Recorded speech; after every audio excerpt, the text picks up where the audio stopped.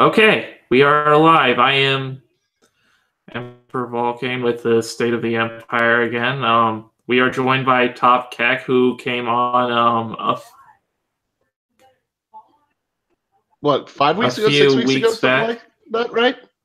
Yeah, maybe a month or so. I don't remember. I'm Back really when I glad to be was back. still Thank you. making. Yeah, he's been a fun guy, and I've been meaning to get him on again. It's just that I've never asked. So, but anyways, how have you been? I don't know if I asked that offline. I'm doing great. Got that weekly Saturday podcast we do. Drop Dead Cynical. Hmm. Hmm. Did that yesterday. That's cool. Lovely.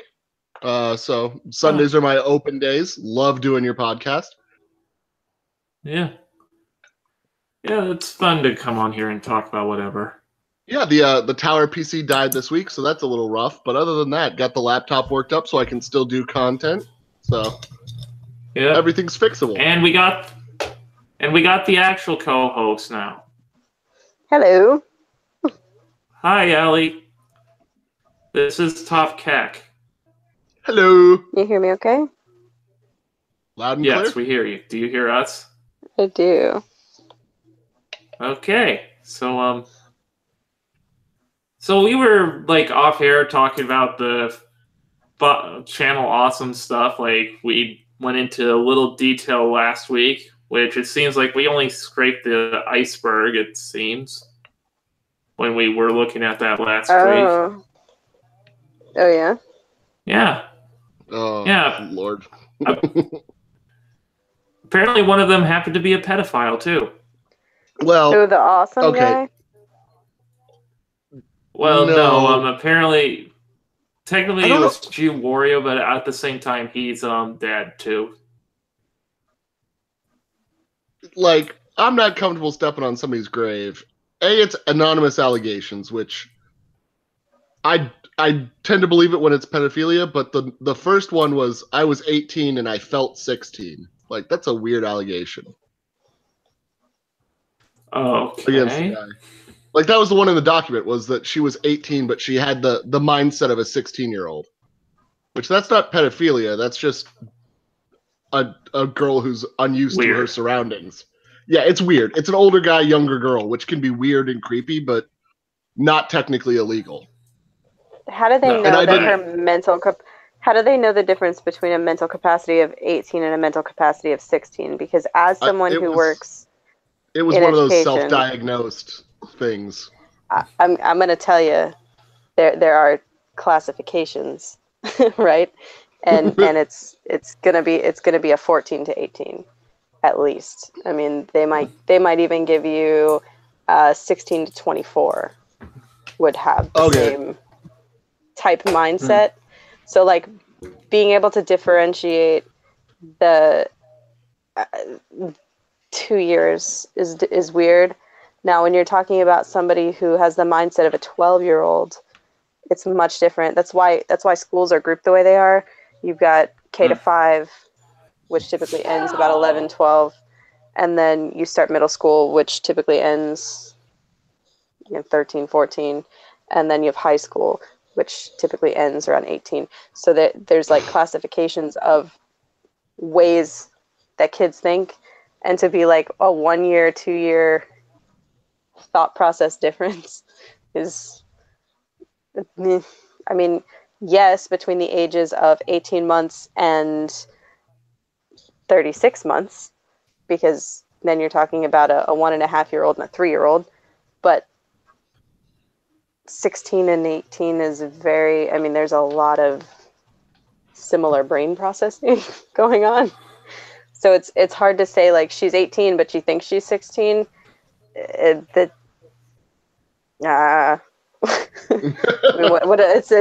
that even? I don't know what that means. I mean, you're 18 but you think you're in high school. Well, you just graduated high school, so that makes sense. You know what I mean? Like, it just doesn't. Yeah. It doesn't really click the same. Yeah, it doesn't make professional sense to me. I'm just very confused. I'm so glad how anybody would know that. I'm so glad I have my suspicions confirmed by a professional that that's just some some self-diagnosed pucky. Yeah, I mean, that's real. That's a Not real. pedophilia, but It's a real small margin of error there. Like, because if you think of, like I said, kids in high school, I mean, you're typically looking at your freshman is going to be 14. And you might have a freshman dating a senior who is 18. You can't say that the thought process in that 18-year-old is all that very much different than the 14-year-old, although the 18-year-old is technically an adult. They're still in high school. They're still together. They still have the same type of motive responses and things. I mean, more typical that you'll see someone who's 15 and over dating in those upper grades, as opposed to, like, you don't usually see a senior dating a freshman because it's kind of like freshman, but like I mean that's more just a hierarchy thing. As far as like actual learning curves, you might have a freshman in a senior class, and that would be totally appropriate depending on the freshman's comprehensive ability. So it's like when somebody says the difference between someone who's 18 in their head and 12, you're like, okay, yes, because a 12-year-old might not fully understand puberty, might not fully understand sex, might not fully understand any of those type of relations. I mean, they might still be in that middle school mindset of, ew, boys are gross, ew, girls are gross, but they're 18. Someone who's 16 and 18 is like minutia that you would look at and you'd be like, that it just does, it's not significant, or else they would separate the schooling differently. Yeah, that makes sense. So what I do is I'm a behaviorist. I work with children in the ghetto on their. I think after this long of doing these streams, I think after this long, I know not to bring up things that relate to children. Yeah, because he knows I'll just be like, "What the fuck." So should we avoid this late night kumite this week, Kek? Oh shit! Go into whatever you want. It's your show. I watched most of it. I read up on it. I mean, dive in. Ellie, have you happened with Ross? Have I what? Have you heard about Ross? Ross? Jonathan Ross, aka Effin Ross, the bathtub pedophile. Yeah, you want to know where this pedophile happens to be working? It's at a school, isn't it? Yeah, an elementary school for special children. For special children with communications issues. You know, people who can't tell about it. I try so hard to stay away from, like, pedophilia and things. And then I keep bringing it up. What? Well, I mean, like, it's so weird. And actually, kind of interestingly enough, a person that I know is currently in trouble for what's called it. It's a mandatory reporting violation. So you're, as someone who is a person who works in a school system, you're required to report what you might think is abuse or pedophilia or anything that would harm a child. You're required to report. As a result, law for is that a law for all educators, or is that just your school? All of them. It's a federal mandatory reporting. Which it's with most people who work with kids have that duty to report, don't they? Nurses, doctors, psychiatrists, firemen, EMTs, yeah. There are a lot of different mandatory reporters. Police officers are mandatory reporters. So, and it protects the child, and it protects the employee as well. Yeah. But it's kind of like a weird catch-22, right? Because if you report it, it better have happened. Because if it didn't happen, then it's a false report. Here's the weird thing about it. He claims that the reason he's working at the school is because he's getting help for pedophilia. Yeah, but I mean, that's a lie. Yeah, he's severely autistic, and he's working there as a volunteer as part of a job skills program. I can guarantee you.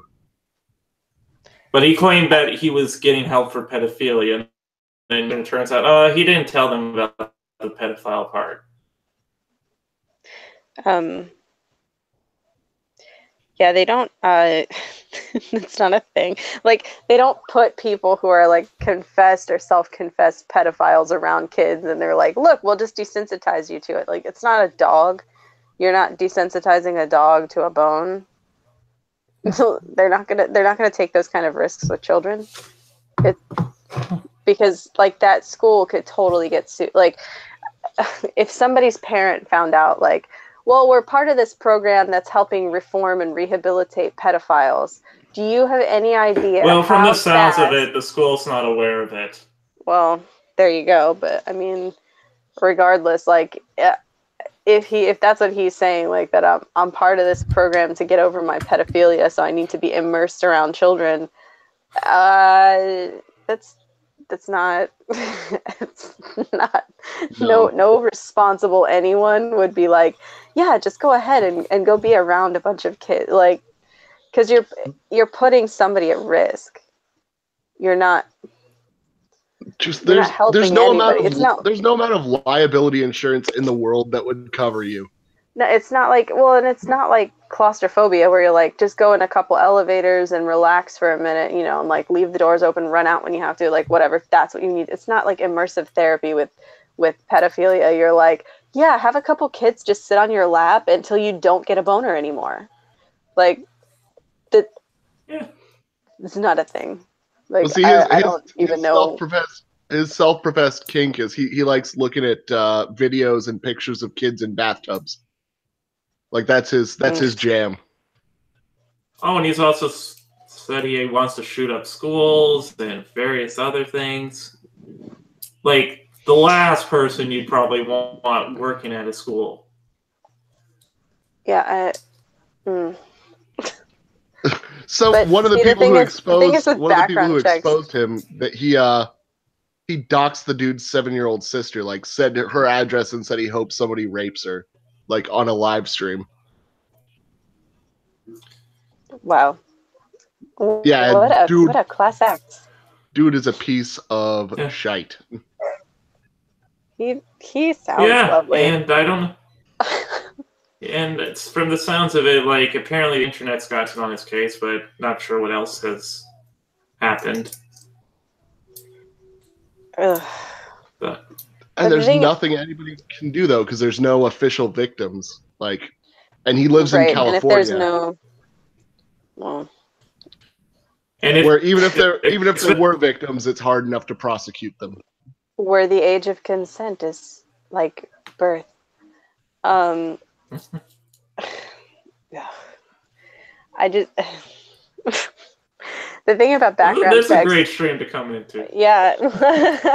Well, the thing about background checks is, like, I know going apparently didn't get any background checks. Right. Well, and most schools will give a background check even for volunteers. And I know that our school does. So, like, any of the parents that want to chaperone a field trip or whatever have to go through a volunteer background check, which is it's a primary background check, so it just checks for criminal activity as related to things like murder, children, sexual types things, like domestic violence, that kind of stuff. It not anything that would be like, you know, possession or you know, stuff like that, like anything that would be considered a lesser non-violent type of offense that wouldn't be something that you would worry about kids around. So like a DUI might not be a big deal. Something like resisting arrest probably wouldn't be a big deal, but that's just for a volunteer. Now, if it's somebody who's working in the school system, you get what's called a secondary background check, which means they run your fingerprints and they get your entire criminal record. And if you can't adequately explain what happened or whatever, you don't get a job. And there are some do they do credit offenses checks that are with just yours too? Mm-mm. Because when I was in the military for my clearances, they did credit checks, and if your credit was too bad, it was a fail clause because they're like, Yeah. you're a risk. You're a risk. Someone could leverage you. Yeah, that's yeah, but I mean that's different military than like. I know. I was just wondering how deep Yeah. they go working with kids, you know. Because there's no like security I'm risk guessing he to didn't someone get with any shitty back. credit, and pretty typically a lot of teachers will end up with shitty credit because it pays like crap. So you're like, you're like, Yeah, no reason to catch Yeah. 22 your employee. Pool. Yeah, so it's kind of hard, especially you know, if they have you know, medical bills or something, because you're on the government healthcare system. So it just depends on what they choose as carte blanche for your health insurance and whether or not it's going to cover like your cancer treatment. So it's you know, that stuff usually they don't dock you for, but anything criminal will come back. And then like if it's something like I was 18, I had a gram of marijuana, I got arrested, they're like, okay, well, that's fine. And if it's something like, yeah, last year I got 6 DUIs, and they're like, okay, well, you can't work here. And that's even like a janitor. Like, it just depends on like what the severity is, what the longevity is, and what the actual crime was. That's nothing I ever have to worry about because I've never run in with the law. But you know, there are people who have like minor offenses who will work with children, but it's not something that you would immediately think like, oh, this person's like a terrible person. It's like, okay, well, maybe that person made a mistake or got caught doing something, learned a lesson, and moved on with their life. But as far as like that goes, you're not going to catch everyone, because even if he's a self-confessed pedophile and he is somebody who is, even if he said like, I've fucked 60 kids, okay, but if there's no criminal record of it, it's not going to show up on a background check. You can say whatever you want. Well, he claims to be a virtuous pedophile, you know, the ones who don't want to touch kids. Even though there is, the ones, I've heard that just want to touch themselves thinking of kids, yeah, because that's so much better. Yeah. Ugh.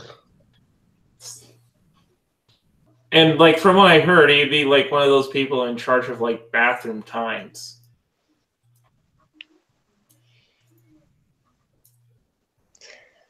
I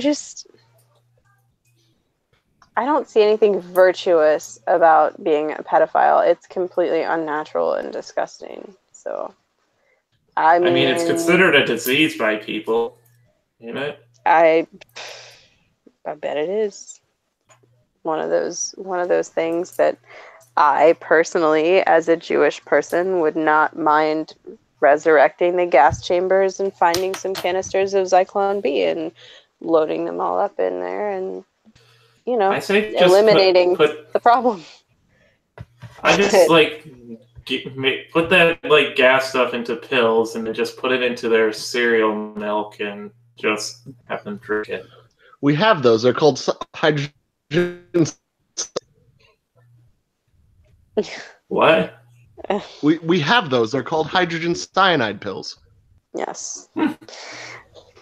Those work too. I just like To me, I don't understand now. As somebody who has studied behaviors, I have learned, and I have read about and studied the mind of a pedophile, and it's so weird because they attribute sexual leanings to children where we wouldn't normally. So like if a child is doing a dance or whatever and is like, shake your booty, they'll be like, oh, see, they're coming on to me. And you're like, do what? No, they're not. Yeah, They're being kids. But they really think that the child is coming on to them. And I don't think any amount of therapy is going to change that. Like, and for me, as someone whose job is to protect children and to keep them away from things like that, I personally don't think that I could say like, oh yes, this person is a reformed pedophile. It's just too much risk for someone who can't protect themselves. So, virtuous pedophile or not, like, I'm sorry, here's a needle. You need to be euthanized. Yeah. I don't. Or at least, sorry. Like, if they really want to get help for it, like, because they recognize that's a problem, don't work around children. Well, there's that. Don't work around children, and if you actually Like, want that to go get yourself chemically castrated. Go just cut down on the part of your body that makes the hormones that gives you those urges. Just make that shit go away. Just get neutered. It just doesn't. I'll never understand. As long as I live, I just want. I don't understand. You're not damaged like them. Yeah, it's because you're not damaged like them. And I don't understand the people who then turn around and laud it. Like, oh, I'm so proud of this person for coming out as a pedophile. That's so brave. I'm not fucking brave. Are you serious? In retrospect, it's brave, guys, of how people are going to react around him. I mean, he's probably not getting out of that situation bloodless. I find nothing brave in admitting that you are attracted to children. I'm sorry. I don't think anything virtuous in it. I think it's disgusting. It'd be the same thing as, like somebody being like, I like to cut up small animals and pull out their intestines, and someone going, you're so brave. No, you're not. It's even worse than that. You're it's even worse than that. Because an animal's just an animal at the end of the day. Like, it's not another person. No, I mean, I agree that the crime is disgusting and certainly more so than harming any animal. My point is nobody's going to go out and be like, I'm so glad that you cut up that tiny squirrel and told everyone about it. You're so brave. Like, that's an incredible thing, and I really think that you are the most brave individual for doing that. Well, here's the thing with the whole squirrel situation. Gross. Like, there could be debates that there are cases where you could argue it's justified. Like, if you're in a forest, lost, and you need something to eat, then But that's not what. That's not what you said. I'm not talking about just to get your jimmies off, cutting up little animals.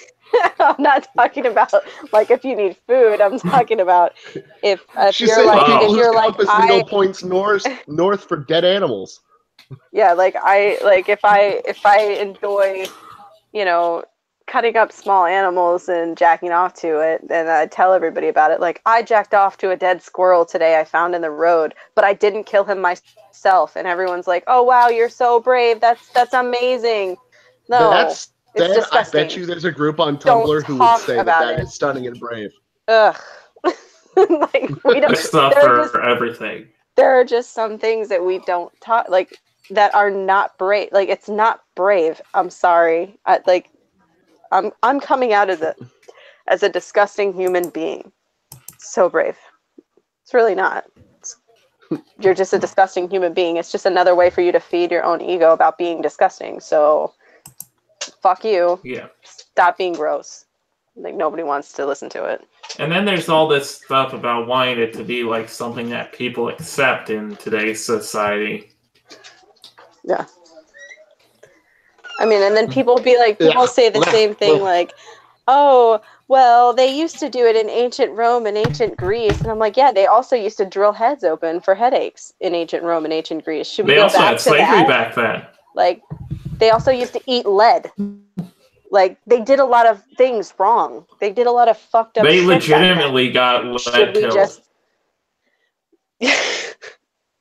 Like, should we just go back to that? Like, I don't understand what your point is. Like, we've made all these progresses and advances, and your whole point is they used to diddle children back in the ancient times. Back in the ancient times where they used to put like belladonna in their eyes and die at age 30. And shove crocodile poop in their snatches as a contraceptive. Like, really? That's not like, that's not the people you want to emulate. Like, oh look, my wife is having a baby. Quick, stuff a turkey gizzard up her vagina to help with the pain. How come she died? I have no idea. God. Yeah, let's go back to that. That sounds really blissful. I think that's a perfect time to point to as a moral scientific compass for how we should live today. They did use mercury to cure stuff. Yeah. They ate off of plates based with lead.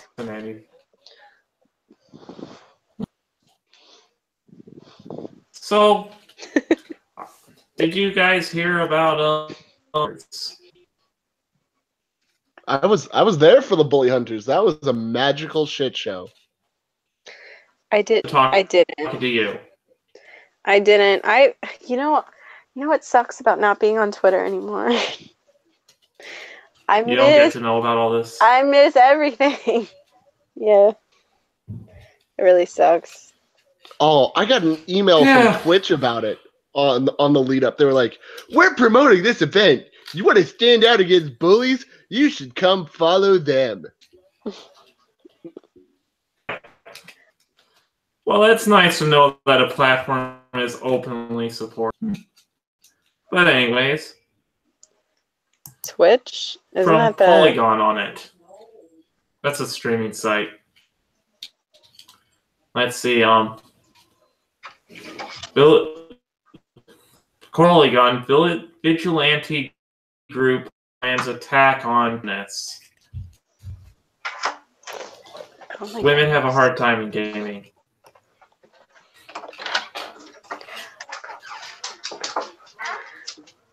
Is that the platform women have a hard time in gaming?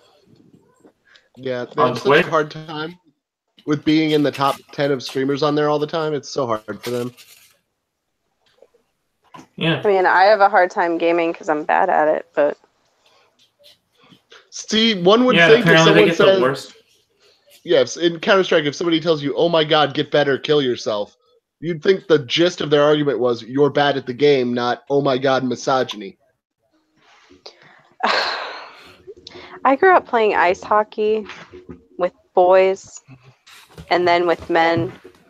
So, like, a lot of the bullshit that these women cry about, first of all, they'll say, "I'm a strong woman and I play things with boys and I do boy things and I'm so strong and I can do all this boy shit." And then someone will say something like that, like, "Oh my god, you're terrible, kill yourself." And they're like,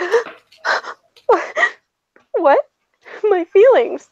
And I'm like, dude, that's just the culture. Like, if you can't hack it, then don't. Just, I don't know, go crochet something. Get on Pinterest where they tell you that your shitty fucking crap is good.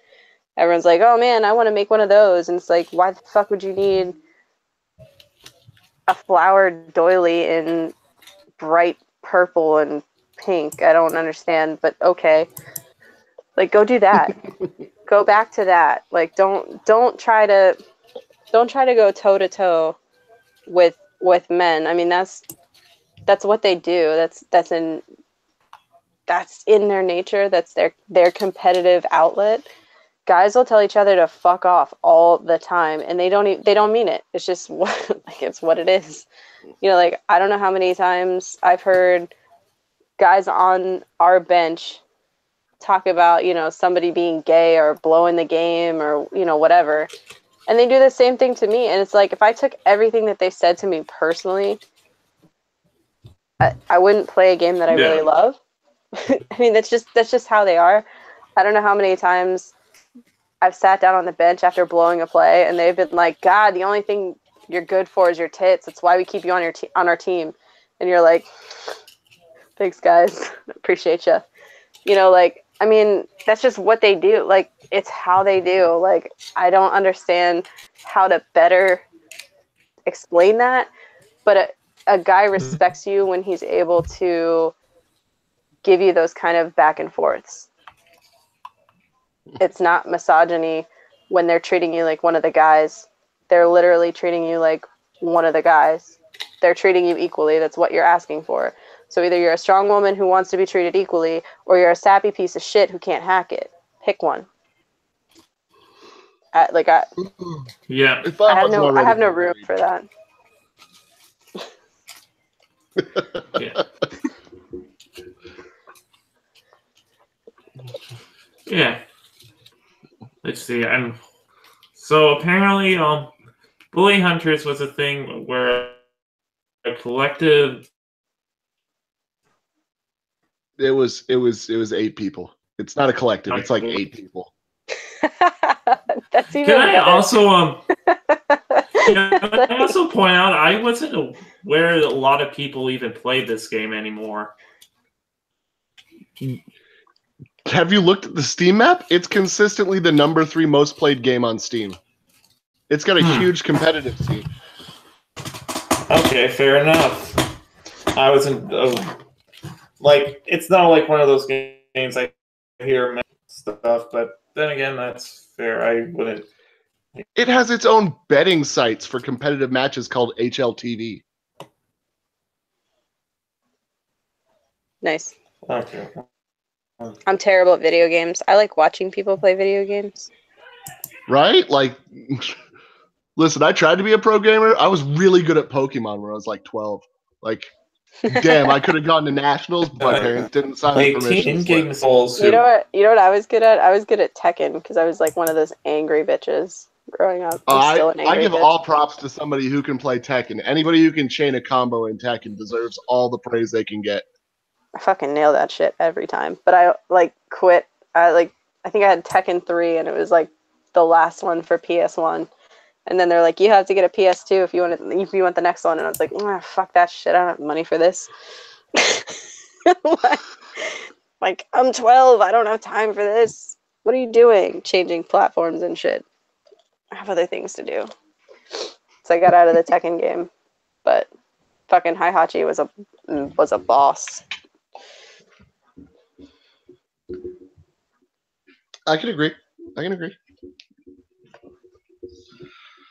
My buddy's a Kuma main. Nice. I play a big bear. It's fun because he's a bear. Like, legitimately, he picked up Tekken just to play as a bear. I always liked playing as Nina because she had the best whore sounds when she would like. Just take a chop to the stomach in that moan. Ah! Yes.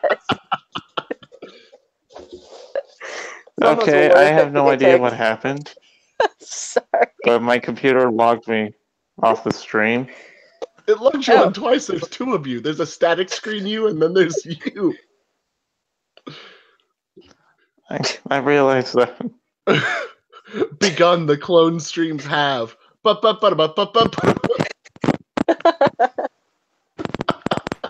but now I gotta reopen everything I was like looking at. You got some static going on too. Holy Lord, yeah. Oh. Uh-oh. Double log out? He just dropped off. Whoops. Vulcan always has stream problems. There we go. We're back. We're no longer streaming from the middle of the Syria bombing. All right. Okay. Now I gotta re-find those articles. Oh, I can anybody give you else the see the rundown. fact? I can give you the rundown of what happened in that stream because I watched the whole thing. They promised an hour. They only gave 45 minutes of content.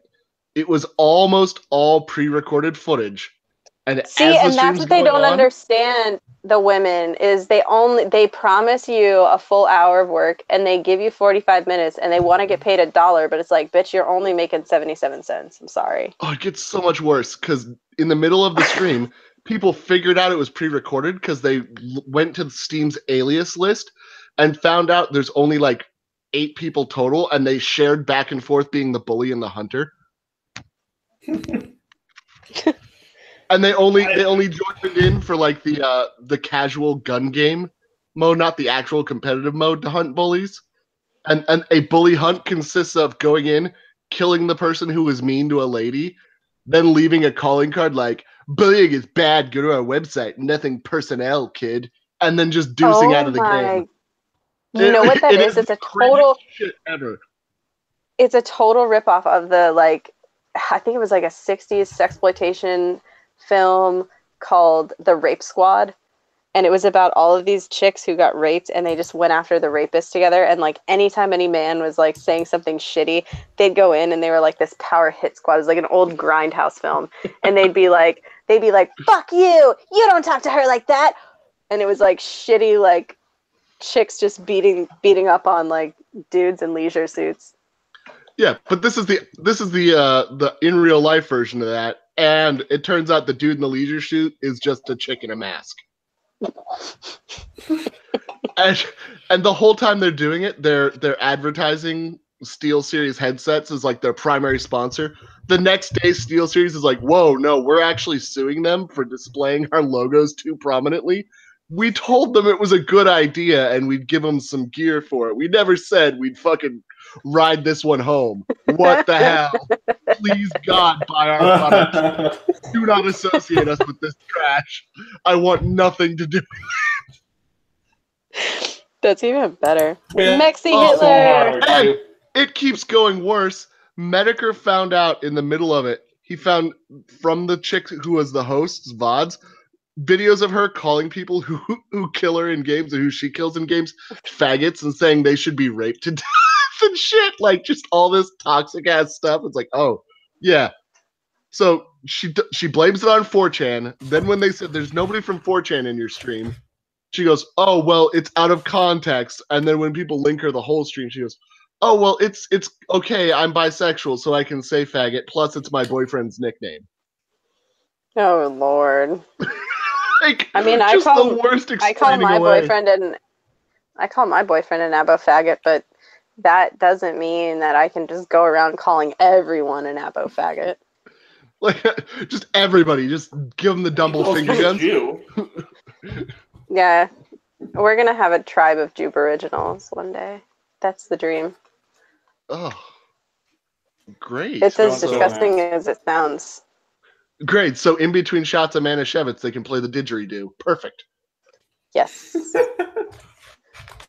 That's We were okay. actually thinking of like if we ever did like engagement announcements of like him dressing up like a high priest and I would dress up like a rabbi, and that would be like our engagement. You gonna go full Hasidic curls? Of course. What else?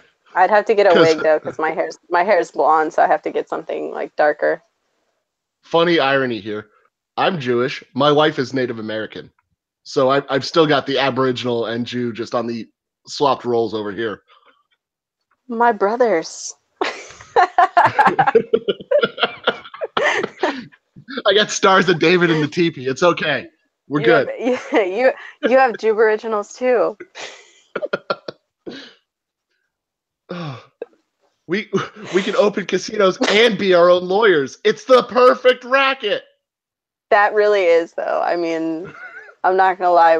It was probably like 100% of why the two of us got together.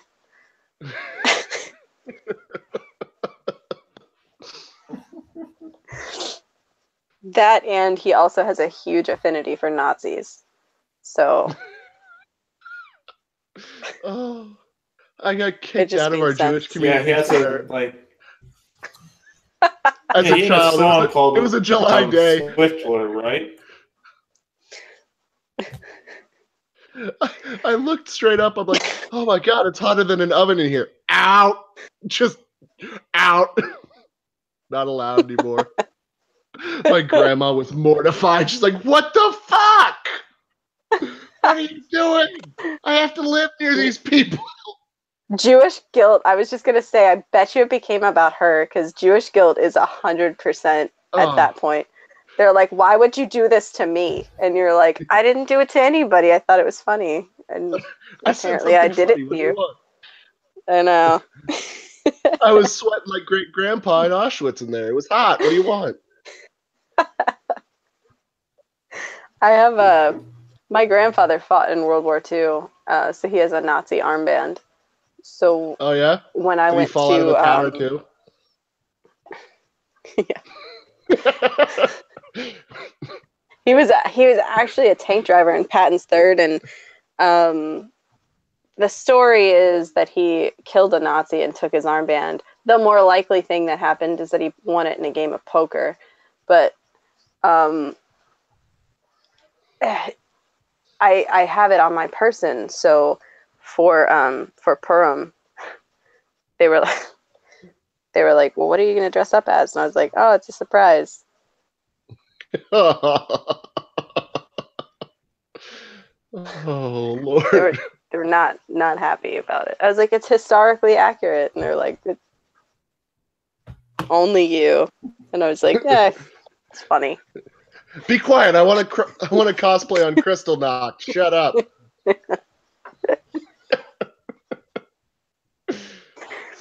Fortunately, it was a very small synagogue, and they pulled my mom to the side and were like, "This is incredibly inappropriate, and you need to tell her to take it off." And my mom was like, "We'll just leave." And my mom was like, "I can't believe you wore that." And I was like, "I told you I was going to," and I didn't think you would. Oh, so you'd rather think your daughter's a liar? Oh, I see how it is. She already thinks her daughter's a liar. Oh my god, my mother. The Jewish girl. She does. My mother. Let me tell you.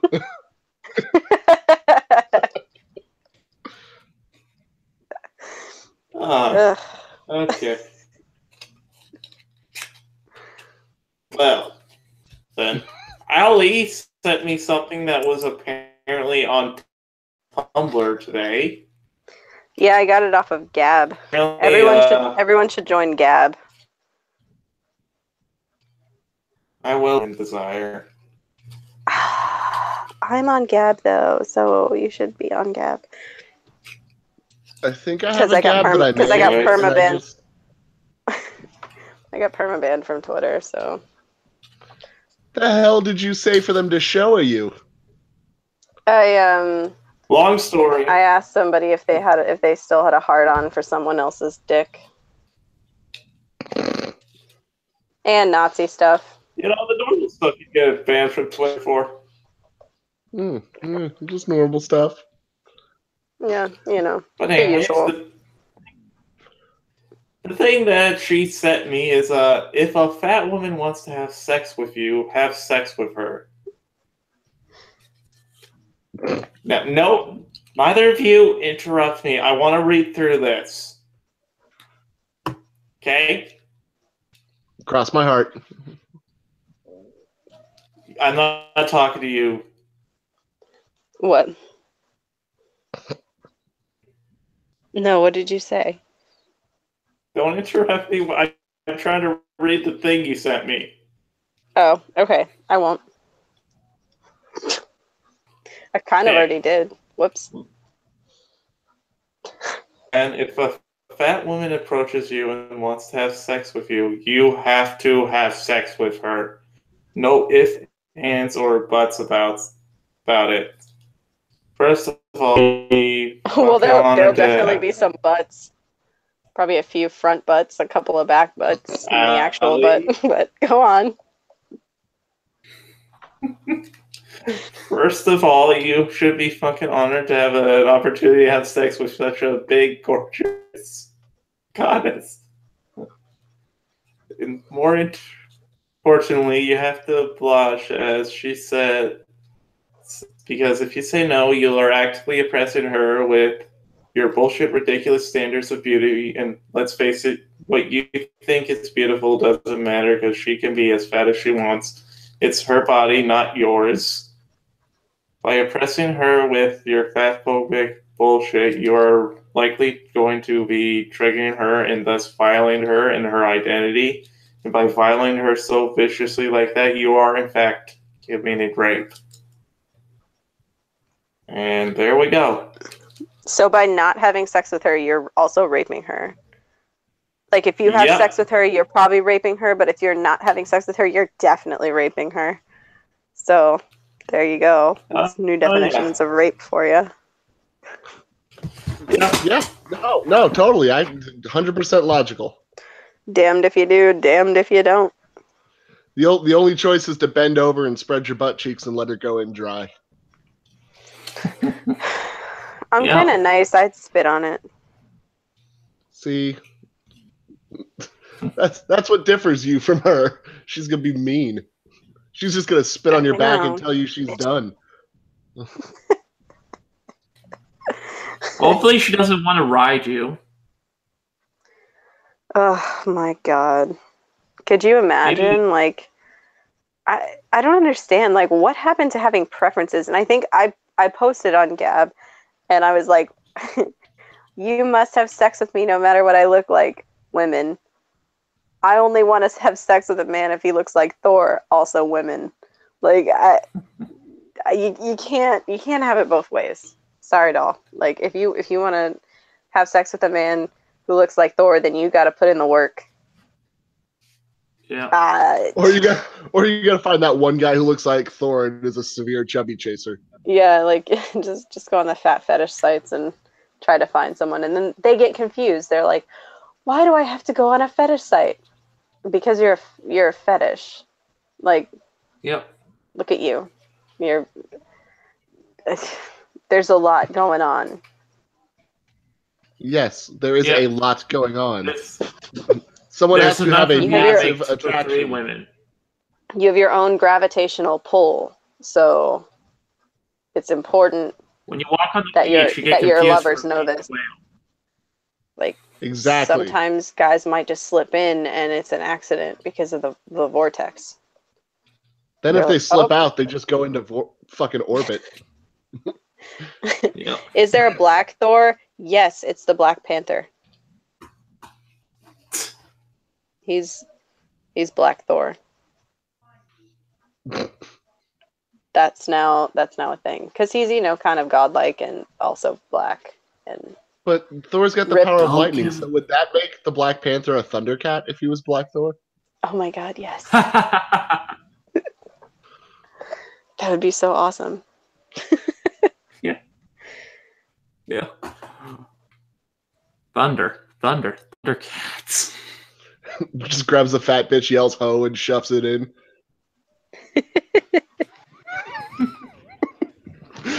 I mean, that's probably going to be the only thing that actually gets into that Jimmy. So what happens if the fat woman doesn't want? Like, what happens if there's like a man, say, and he's not up to the fat woman's standards, and he's like, well, here's the question: what if a fat man wants sex with a skinny woman? No. Well, then that's like double super rape because not only are you raping him with your mind, but you're fat and ugly. Yeah, the answer is no. You can't do anything to women that they don't want. Men are entirely different. But the question is, what if there's a fat woman and she's saying you have to have sex with me, and then some like guy comes over and she's like, ew, you're repulsive, and he's like, you said I had to have sex with you, and now here we are. Like, is that also rape?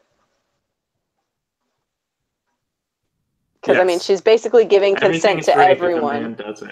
She's like, you must have sex with us. So is that consent? Like, is that blanket consent, or is that like limited consent? You forget, recently women have the ability to retroactively withdraw consent. As long as you say, but I regretted it, it becomes rape too. So she's still got the regret it clause. Yeah, that's true. Yeah. Even if All it's right, like fair a enough. few years after the fact. I think Dave Chappelle hit the nail on the head when he did a skit about consent forms for sex, and he's like, sign here, initial here, and then he gets on They top, had the and dude notarize it.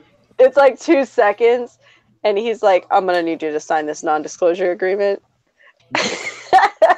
Like, I was just like, that is so true to today. Like, if you're a guy, you have to, like, you gotta get that in writing. Like, you have to have that bitch pinned to the wall, because otherwise she's gonna be like, he raped me, and what do you say? You're like, I didn't, though. And everybody already calls you a rapist. So when I was in my 20s, I couldn't drink around women. I had a no drinking around women rule. Because if you're drunk and you have sex with her, or if she's drunk and you have sex with her, you raped her. But if you're drunk and you have sex with her, she could just say you were drunk and raped her. Like, there's no good way about it. No. And it's so shit. Like, I don't understand. I don't understand the mentality of someone who goes out and is like, yes, I'm going to fuck this guy's life up because I made a bad choice. Like, you made a bad choice, you make a bad choice. Just move on. It's not like having sex with somebody is going to define you. You know, like, you don't ever have to tell anyone. And if he goes around bragging and is like, oh, I had sex with her, you're just like, no, he didn't. Or you just like, yeah, it lasted 2 seconds and he had a tiny dick. And then everyone's like, oh, you had a tiny dick. And he'll never open his mouth again, whether that's true or not. So, like, why do you need to involve the court? Like, do you not know how to be a bitch? Is that the problem? Like, you just don't know, like, how to look at somebody after you regret having sex with them and be like, listen, if you tell anyone, I will tell everyone how tiny your cock is and how terrible you were in bed. And then they're like, okay, won't tell a word, won't tell a soul. Like, do you just not know how to be a bitch? Like, I don't understand that. Doesn't compute. You think the dude's gonna tell? Just put a pinky up his ass and wipe it on his nose. Just tell him you gave him a dirty Sanchez if he ever talks. He'll never talk about sex again. Like, yeah, I made him my bitch. I put a finger up his ass and wiped it under his nose and told him to go away. That's what I mean. Like, I don't understand. Like, I really don't get it. Like, do you not? Because even if you have a huge dick, and some girl's like, I will tell everyone you have a tiny dick, you're not going to say a word. Because you could pull it out and show people, and they'd be like, wow, that looks like a big dick. And she'd be like, I don't know, it looks pretty small to me. And nobody else is going to disagree with her. Like, no one else, because they're like, oh, God, if I pull out my dick, she's going to be like, wow, that's really, really small. It's like a micro penis. They're like, yeah, that guy's got a tiny-ass dick. You see that? I mean, like, do you really need to involve law enforcement to deal with that? It's not that hard. It's super easy. Just all you got to do is be a bitch. Or don't have sex with people that you're going to regret having sex with. I mean, that's also an option. Just don't be a virgin through your school years. I mean, I personally would just go with that one. Like, if you see somebody and you're like, I might regret making this decision, then don't. Like, you don't have to sleep with them. That's not part of the clause. Like, thanks for buying me drinks. Now I have to sleep with you. That's not how that works. The word is no. Yeah, thank you, but no thank you is always applicable. I don't I don't know. I mean, I like to explain, because people will tell me, they're like, well, if a guy buys you a drink in a bar, then that means you have to go home and have sex with him. No, it doesn't. What it means is, while he's there, I owe him the time that he's asking for. You want to get to know me better by buying me a drink. You're not going to necessarily get into my pants, but here's the deal. You buy me a drink, sit down next to me, I'll talk to you, we'll talk, maybe something will click, you'll get my phone number. I don't have to sleep with you because you bought me a fucking $2 beer. That's not accurate. And if that's how somebody thinks, sorry you lost $2. I don't know what to tell you. That's on you, bud. I didn't tell you you must spend your money. If that's what you wanted to do, that's fine. I owed you the time and courtesy to say thank you, to sit down next to you or whatever. I could also turn to you when you said, can I buy you a drink, and say, you know what? No, thank you. There's always that option.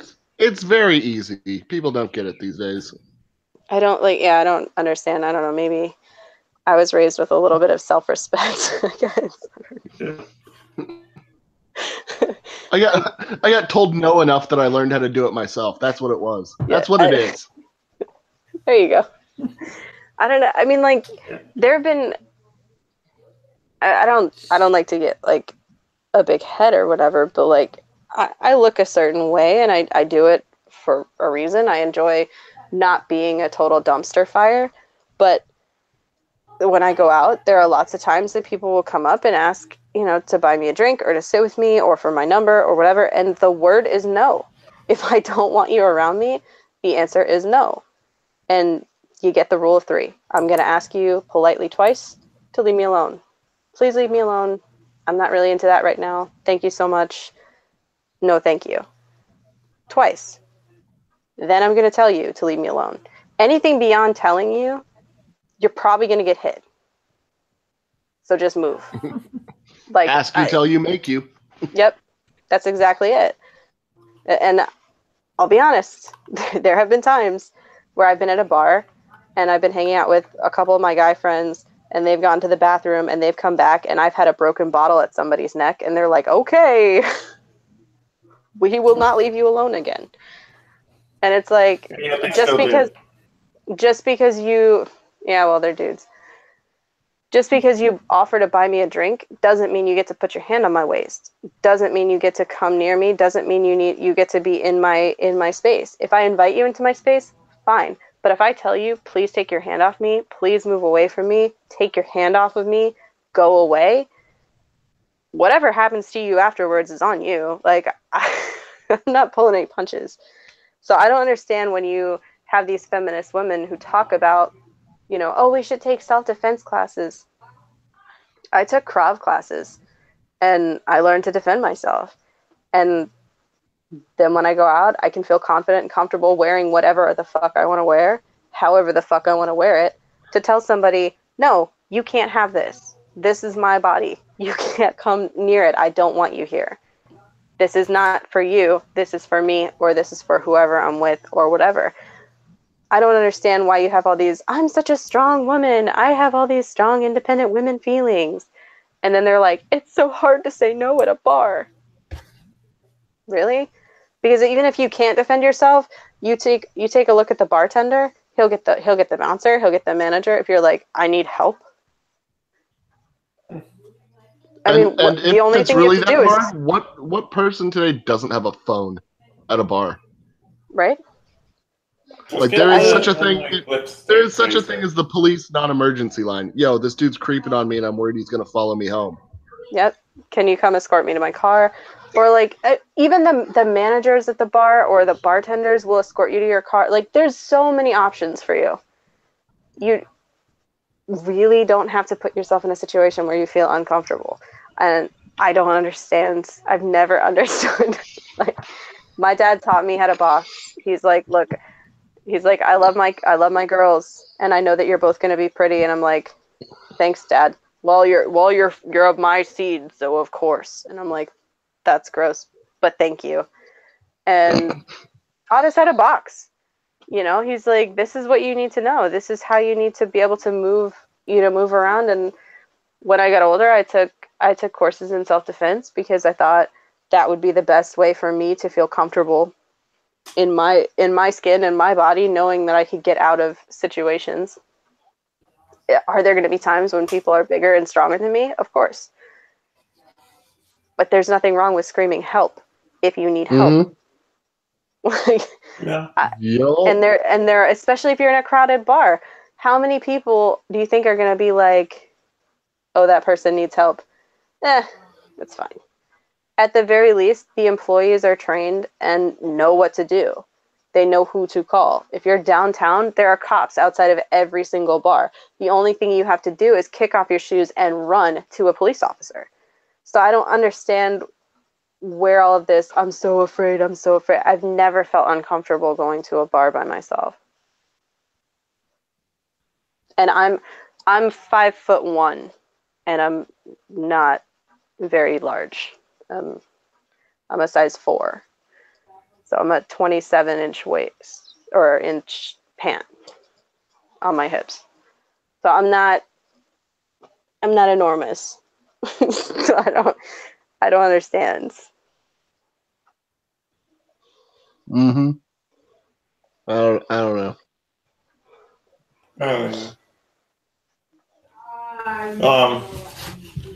Oh, I tried clicking on that other article you sent me, Allie, but it's not taking me to it. I didn't remember what that was. Oh, they were consumer groups were supposedly suing YouTube for being a 13 and over site, but showing ads for things for children under 13. Yeah, I tried clicking on that, but it wouldn't take me there. I mean, the gist of the article was just basically that a lot of people were pissed off that YouTube was showing ads for toys that were geared towards children under 13, so they're trying to sue the site. But Yeah, my point is, I don't know. don't. Adults don't want. Go ahead.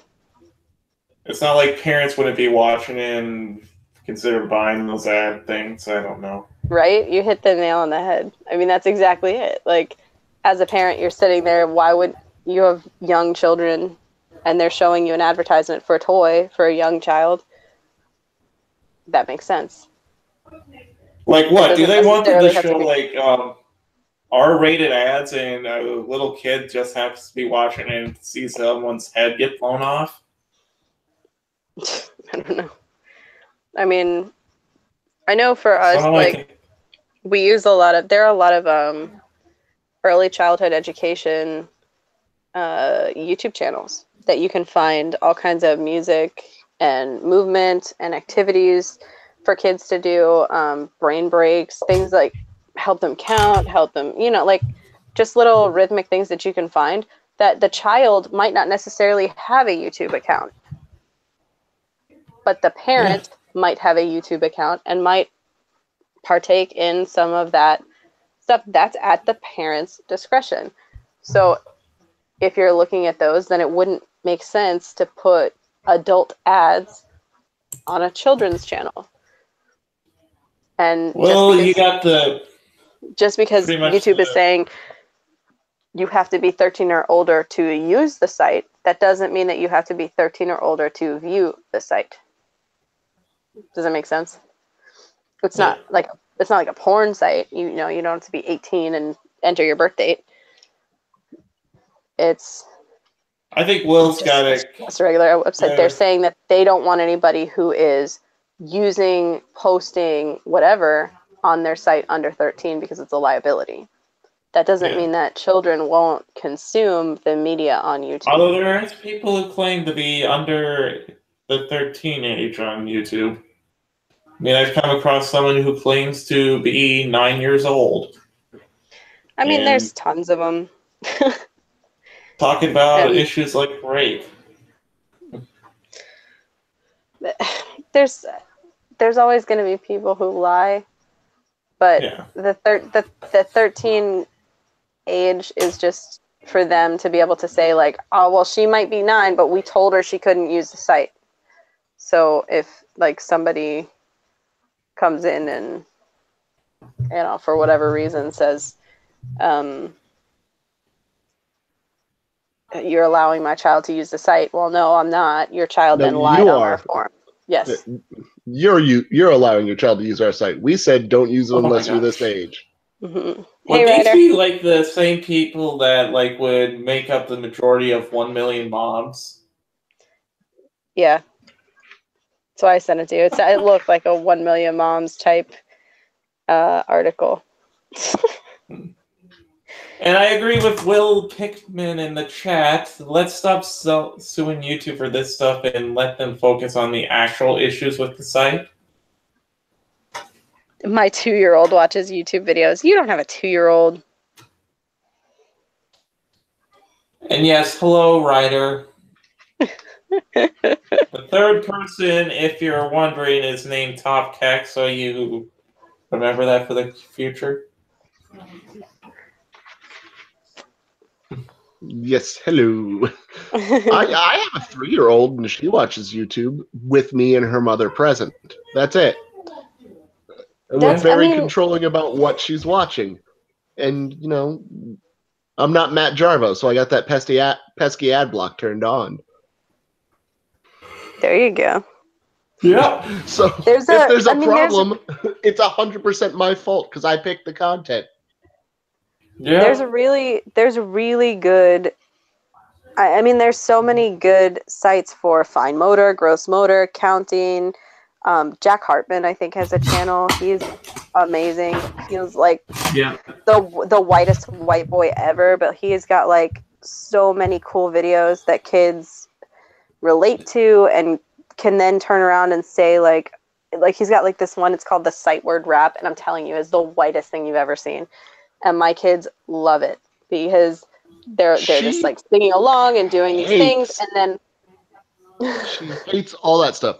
You know what she watches? She watches Big Clive and Ave and Cody's Lab. Like she likes watching all this stuff where people are making things bubble and going into electronics, and there's sparks, and they're doing all these tiny little measurements. She's like, "Look at him! He's got scale. He does tools, Daddy." It's like, "Yep, he's using the tools."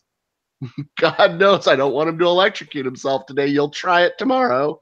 Yeah. That's awesome. But I mean, there's so many kid-friendly channels and things that are awesome to use, especially like I said, I mean, we use it in the classroom when 5-year-olds are sitting in a classroom for 7 hours. They're done. Like they get fried after a bit. So you're like, okay, let's put on a song and let them dance to it. You know, give them something to move to. Alan does have kids. Give them something to move to so that they're able to focus and they're still absorbing. And YouTube is great for that because you can just pop it on, throw something on. It's something visual that they can see. They'll see the sight word. They'll see whatever it is that they're doing, and then they're able to then process it and return it in their work. And it's awesome. So like, why would you make a big stink about it? If you're watching your child, then you should be able to vet the content that they're seeing. You should be able to make sure that, you know, whatever they're on is something that's appropriate for their age.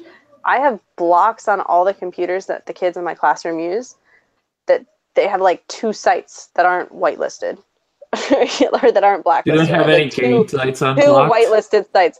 No, they have iReady and they have Alexia, and that's it. And they can't go on anything else. And on their iPads, I have an app on an iPad that I can lock them in whatever app I want them in. So like they can't access Safari, they can't access YouTube, they can't do it unless I pick what they're watching. So like if I can do that for 16 kids in a classroom, you can do that for the children that you have in your house. It's a lot harder to watch 16 of them. Just saying. So I mean I can appreciate the need for laziness because sometimes you're like, I'm tired and I don't want to deal with it. But then just don't let them have the screen time if you're too lazy to do it. Like, don't complain that, oh, all of a sudden now here's my 5-year-old saying all these curse words because they accidentally stumbled on something when it's really super easy to lock that down. That's a you problem, not a YouTube problem. All right, so you work with children. This is perfect time to ask somebody. Is it really that bad if the kid swears? No. Good. My kids are horrible. My kids have I used to be a sailor. I was a sailor for 8 years, so my kids have sailor mouth. So we taught a little bit of stranger danger, but not much. But we gave her a keyword, so when her brother was being born, We're in the hospital. We're in the elevator. This poor old woman, like purple hat, woman comes up to probably go up to radiology to check for lung cancer. And my daughter's holding my hand, points at the woman and goes, "Don't you fucking touch my butt," and then backs into the corner. The woman looked like she was gonna have a heart attack. I was like, "I'm so proud of you, honey. Don't ever change." You're like, no, I mean, even like studies will show that cursing is often linked to intelligence anyway. I mean, a lot of people who are very, very smart have a hard time controlling that. And so you'll hear, they're like, "Oh, well, you only use those words because you're too stupid to understand." And actually, it's kind of the opposite. It's like, I'm trying to dumb this down for you. So it's really fucking frustrating. I'm too busy fucking thinking to filter this for you, asshole. Right. So I'm like, my kids say some of the filthiest shit you have ever heard in your life. It does not affect their test scores. I mean, that's just what it is. You're gonna get parent-teacher conferences when she goes to elementary school. I'm like, I hope I do. That'll be the worst conference for that teacher. Do you know what your daughter said? I don't know. Was it fucking proper grammar? What? I mean, it's just not that big of a. Do I need to do it for you in sign language? Was it proper grammar? Fucker. It's just, yeah, it's really not, like, I don't know. I guess that's more of like a politeness thing with that. Like, as far as vocabulary, as long as you keep it language rich, it's whatever. I mean, don't talk to them like they're babies, and that's a big deal with parents. They're like, "Oh, my little guy," and you're like, "Okay, but that's how he's going to talk now, because that's what he's used to hearing. So if you want to speak with him and you want him to speak properly, then you need to speak to him properly." Yeah. As far as the cursing, I mean, really all you have to do is be like, these are the times you say it, these are the times you don't. They're going to figure them out anyway.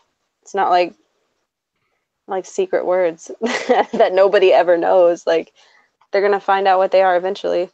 They're going to hear them. Yeah, so I'm honestly just going to have to tell her, listen, they're going to tell you not to use that words. It's up to you if you do or not. I'm never going to punish you. I don't care. Right. It's really more just a politeness sort of thing. Remember, manners are for people we hate because we have to lie about liking them. It's the majority of it. I mean, I don't know. Like I said, it doesn't affect my kids' test scores. My kids are reading at a really good level, despite the fact that like every other word out of their mouth is the N word or the F word. I taught a kid who did not know how to count fucks because he told me, "I can't give a fuck. I got no fucks to give." And I was like, "All right, well, if you count to 1, then you got 1 fuck." And so now we can count. Now we can count to over 100 fucks. So, I mean, it doesn't affect the fact that he's done really well on his math because he knows the F word. Perfect. Yeah. But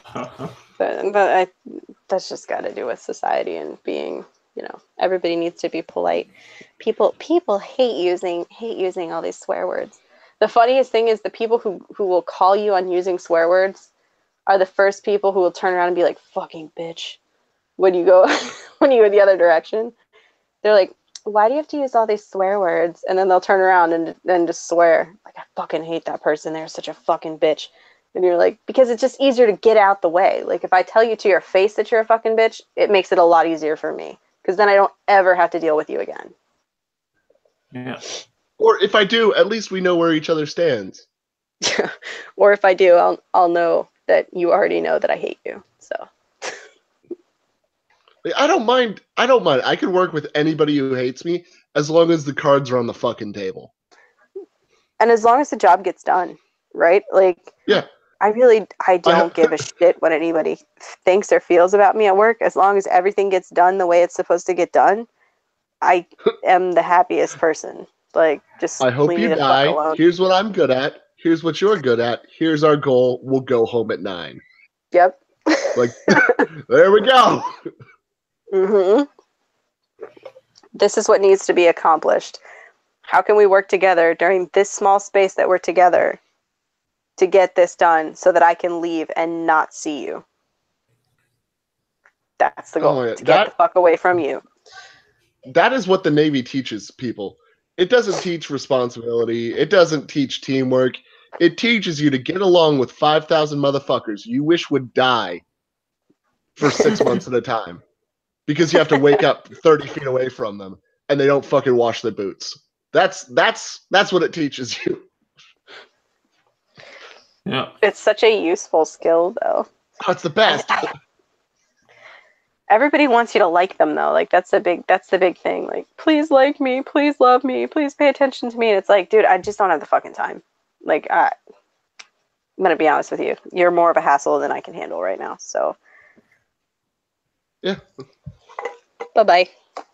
Like, Yeah. I don't understand why everybody feels you need to be super nice to everyone. It's just not. That's not my personality type. I'm not that person. I'm not your friend. I didn't invite you to my daughter's birthday party. We're Right. co-workers. We do a job. Hold up your end. I'll hold up mine. That's the guarantee. Yeah.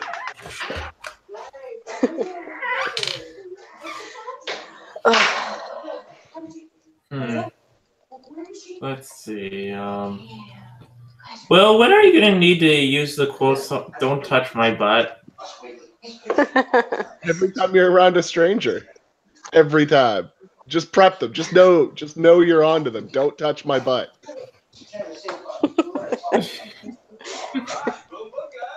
Such a smart line.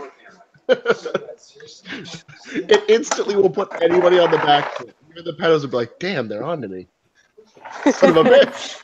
They're just always like, what? I wasn't going to touch, what? Yeah, exactly. Exactly. You're not going to touch my butt now. Everybody knows. Everybody's looking at you. They're going to make sure you don't touch that butt. Especially, unless it's a fat person, then you have to let her do it.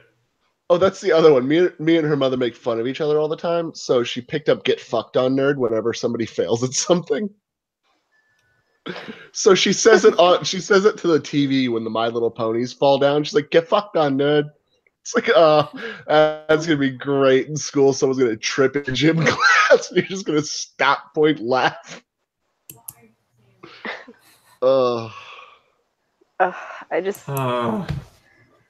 I think that kids who grow up with a healthy dose of banter end up with a healthier self-image. Like, And you have to be able to self-esteem. take... Yeah, I mean, you have to be able to take a certain amount of abuse. And not being Monday Matt. Like, I mean, I remember growing up and my dad, would do that whole, quit hitting yourself. And does your face hurt? Because it's killing me.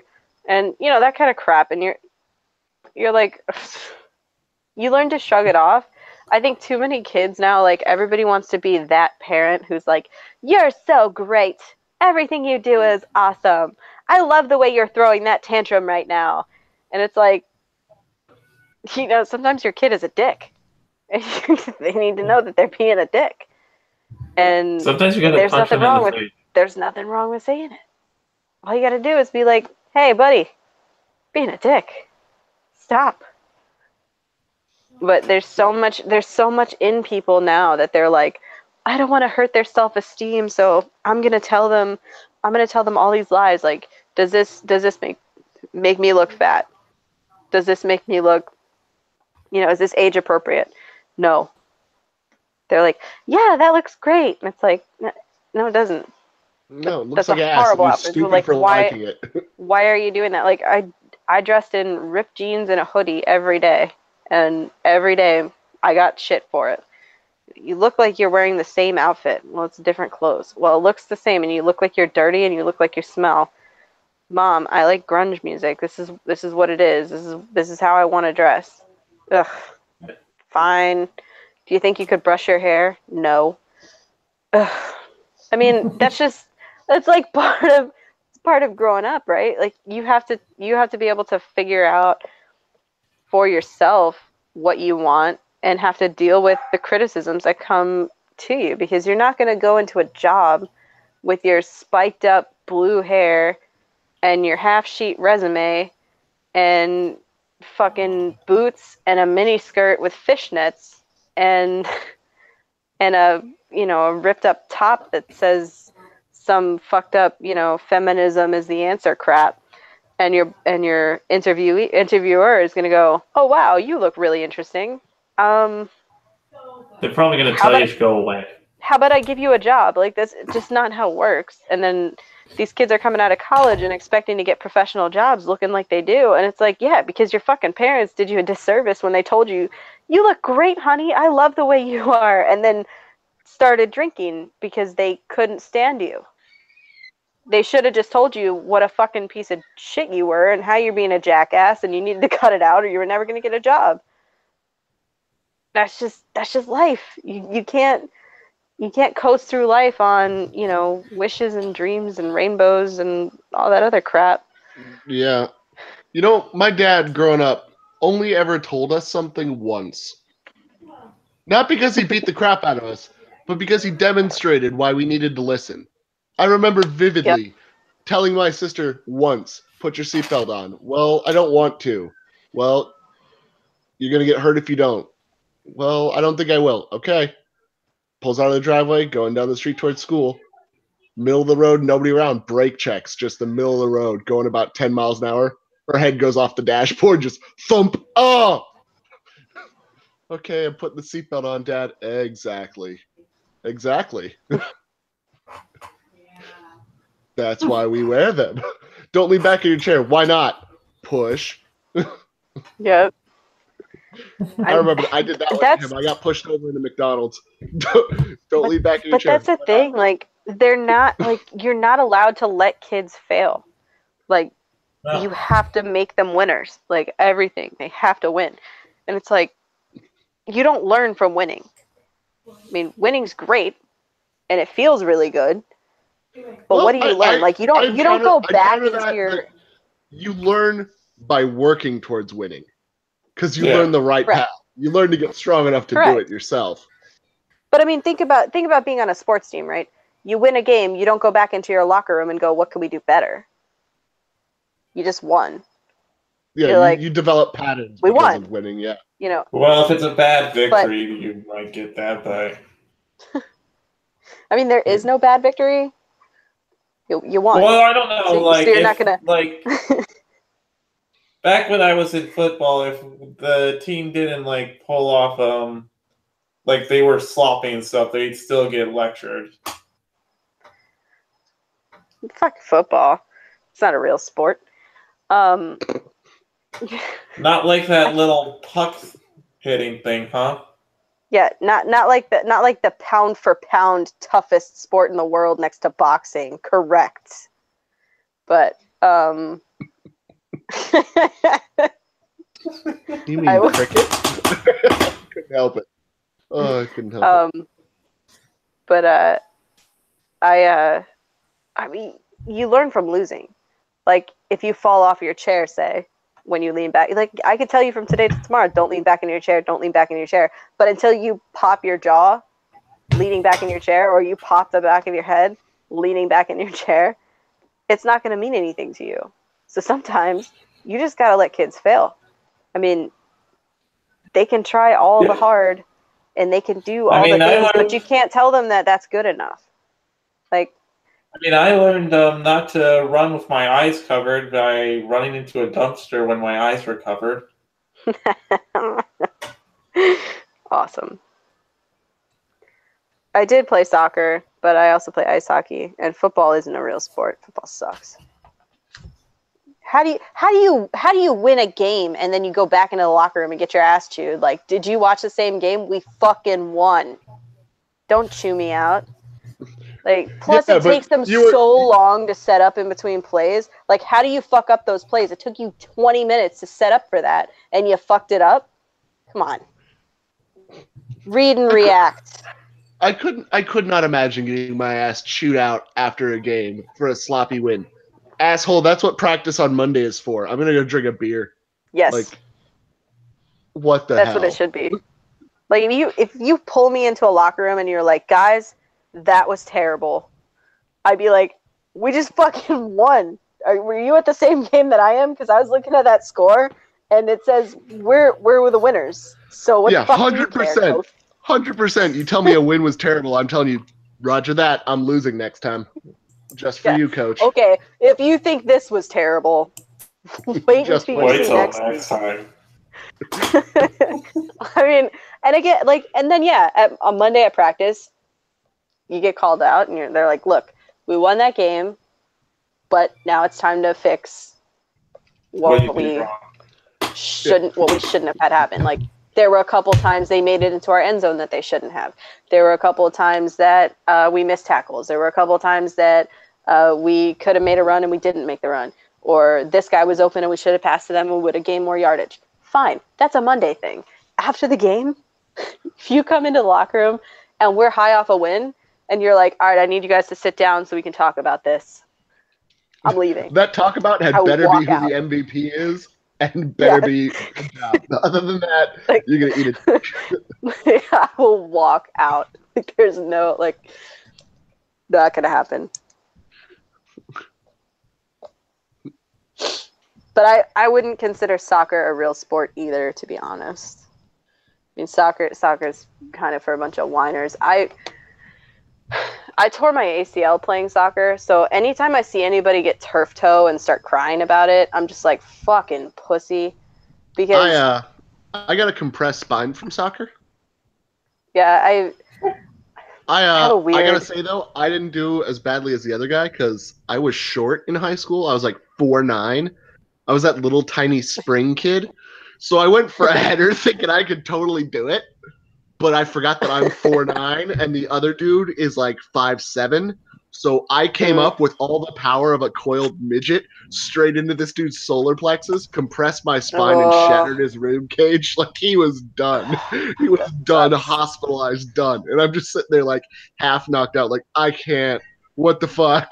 I'm retarded. Why did I do that? I remember when I tore my ACL. Yes. The TV on? No, thank you. When I tore When I tore my ACL, I was avoiding a slide tackle, and I had planted my foot to send a center cross, and I could hear it pop.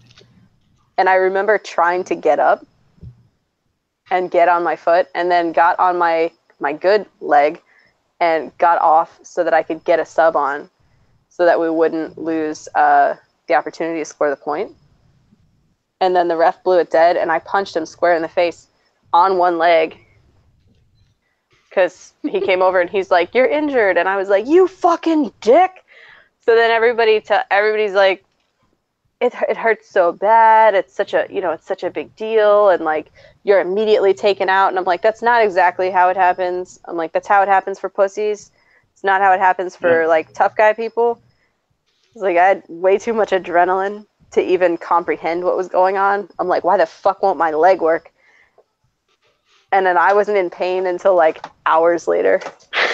So like, I don't get the mentality when somebody like goes shin to shin with someone and then like falls on the ground, like rolling on the ground, crying. I'm like, what is your fucking deal? Like, you went shin to shin with somebody. It's not, just keep going. Get up. People do that without pads all the time in MMA. Stop it. Yeah, the more you run, the easier off it'll feel. You know, like it'll go away if you lay there and roll around on it. I have a little bit of respect for. If you get toe punted in the shin, like somebody glances off a ball, and you take that half court goal scoring toe punt to the shin, it's gonna smart. I've seen somebody detonate a shin guard that way. It was like, oh god. I've had skates break apart, getting shot with a puck, and I was just more pissed that the skate was apart. Like, I've had broken outside bones in my foot where I was like, if I get it back in another skate, I can skate on this for the rest of the game until I have to go to the hospital. So like, I have a really hard time with pain, and I have a really hard time with people who get upset at other people's pain. Like, I was watching the college basketball game where the guy broke his arm or leg or something, snapped, and everybody stopped and was throwing up, and like the whole team was crying, and I'm like, why are you people crying? You're not the ones who got hurt. And everybody's like, Allie, it's disgusting. Like, look at that. I'm like, I've seen that shit. I played soccer since I was 3. Like, I've seen that. That's like a Sunday. Somebody snaps a leg every week. It's just, that's what happens. Like, I've never stopped playing the game and thrown up on the field and started crying because somebody else was hurt. They're like, well, that's your teammate. Don't you feel bad for them? I mean, sure, yeah, but like, I got a game to win, so yeah, I feel get him on a stretcher and get him off. Like, I feel way worse for the team because now we're out his dumbass. Yeah, like I don't understand. Like, does not compute. So I don't know. I have a really like low tolerance, and the one time I saw a professional soccer game, I was just disgusted. I was like, are they seriously like they don't rush the play, they spread the field and just pop the ball back and whoever controls the middle controls the game. And I'm like, there's wings, you know. Like, you could stop them on the wing when they're coming so that they don't go into, but I mean, if you want to give them the entire lane, that's fine. So if somebody has a good cross and can hit the goal from the outside, you're fucked. But sure, just, that's cool. Like, I'm so bored and drunk. I got very drunk. There's nothing else to do. That's your best story since when you get drunk. Yeah. I remember talking to somebody in the stands, and he was like, this is such a beautiful game. Look at how you can see everything. And I'm like, there's not enough going on. And he was like, you just don't understand. And I'm like, listen, I played cup level soccer for 10 years. I understand what's going on, but why the fuck aren't they rushing the play? Like, they could stop this guy instead of like letting him throw the center cross every single play. It's the same thing. Take it up the side, throw the center cross, header, goalie stops it, punts it up the middle, take it out to the side. It's like, I could literally just watch this all day. It's like fucking the most boring shit ever. Yeah, it's just two sides playing safe, conservative gameplay. Yep. Just play in the margins. It's like, take some risks. Do something edgy. It makes me crazy. I'm like, just go for it. Like, just stop someone. Like, the first guy who makes a play to stop someone on the outside, everybody in the stands like, ooh. And I'm like, that's the first time that's happened all game. We've been watching this for like 7 years. The longest, most boring game ever. That's the same. I feel the same way about football, though. Like, when it takes them so long to set up, I'm like, really? And then as soon as somebody tackles somebody, the play stops and they got to set again. I'm like, there's just not enough. Like, it just gets boring.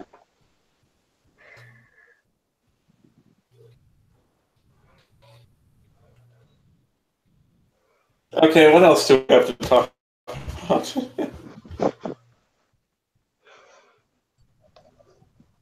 I don't know. Sorry, I had to deliver my the colander back to my wife. I was using it for popcorn earlier, and she's like, "Where is my colander?" I'm trying to cook dinner. I'm like, "Oh, I fucked up. That's on me. Got to mute up. Got to mute up and deliver this back."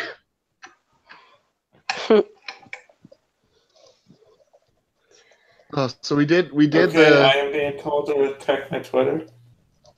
Are you checking the Twitter? The twatters? Because apparently, because someone sent me something over the twatters. Oh, they're your friend. It's time to hug. They sent you information on the twatters. No one can That's send how, me information on the it. twatters anymore. No, they get to shove it up your gab. Yes, they can put it in my gab. I'll shove it all into your gab. Mick, don't swallow. It's in your cab.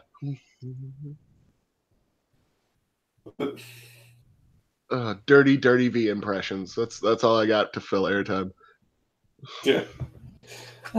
He's an interesting sort of fellow. V. He is just a lovely character. Like if I had to do a cartoon, he'd be a cartoon in my comic book. Yeah. Just a slice of life comic. You know what? That's what he is. He is Sargon's Jughead. Well, like everyone says he's like owned by Sargon. Every now and then I wonder if Sargon is more dependent on V than V is dependent on Sargon. But It's like, I don't know. Where I stand with it is like I respect V more than I like V. I will 100% agree with that. I can respect V for his work ethic and for putting in what he does and doing what he does and actually being willing to go on the Kumite. Yeah, but I don't agree with like but a tenth of anything he's ever said. Yeah. And if I was in the same room as him, I'd kick him right in the shins. I'd just like, shut up. Just stop. Although, he can bring up very good points, like when Ross came on the Kumite that other time, and then he was just talking about how the left is pushing this and whatnot. Yeah, but see, he's taking a disgusting motherfucker, which should be the focus, and be like, yes, I can use this for political leverage. See, the left are doing this. It's horrible. Agree with me. No, fucker, focus on the horrible thing. The horrible thing. That's what we're pointing at. Yeah. I don't know. V is an interesting sort of bloke. Like, overall, you can probably... What? Go ahead. What did you say? Who's weird, V? No, I just think it's weird when like the same people who get their ass kicked on the Kumite just keep going on for an ass kicking. Like, well, V doesn't always go on for an ass kicking. Like every now and then, he is actually part of the discussion. I mean, here's the thing: V had to earn his spot on the Kumite. I love Tonka. Like, he is one of my favorite people. Yeah. And if he'll just tell you like it is, like if you're doing a bad job, he'll be like, look, it's not looking good. But there are so many people who will come back for more of that. Yeah. And you're like, I mean, not V specifically, but like sometimes I'll just catch like the same people just listen, I know exactly who you're talking about, and you know what? Brooks is never going to win a goddamn Kumite. He has had so many opportunities. Who's Brooks? No bullshit. Oh, okay. Yeah, maybe. That motherfucker. Every now and then I stand. Like, I don't hate no bullshit, but like every time he's on the Kumite, his battles are like centered around he's either a liar, he's an idiot, or he's unoriginal. Like they always seem to... Or his counter, but his counter is always infantile. Like there's so many factual points he could hit back with, and he just does infantile at the same time, shit. you know what's going to happen if someone goes after no bullshit. Is what's going to be the issues. Yeah, it's repetitive. It is. I agree. Like, and it's not to say that I don't think he shouldn't go on the Kumite either. It's just that it's not like his battles are the things I'm looking forward to the most. No, not at all. Have you been following this Baked Alaska shit show that we're just still in the middle of? Yeah, I heard about that. I looked at it, and it's like the person next to him looks like starting soliloquy, so I have a weird time watching the stream. Oh, just how badly he got just cucked by this chick. And all his hanger-ons. And the chat stuff? And just shitting on his own chat for doing the same shit he does. Unless they pay. If they pay, fuck it, say whatever you want, but God forbid if one thing, at least he treats the chat equally. Yeah, exactly. Let's see, who is someone else on the Kumite that comes up? That's what? Oh yeah, so I'm not sure if this is an actual drama, but this is a complaint that I've heard. Apparently people are accusing MatPat from Game Theory for being transphobic.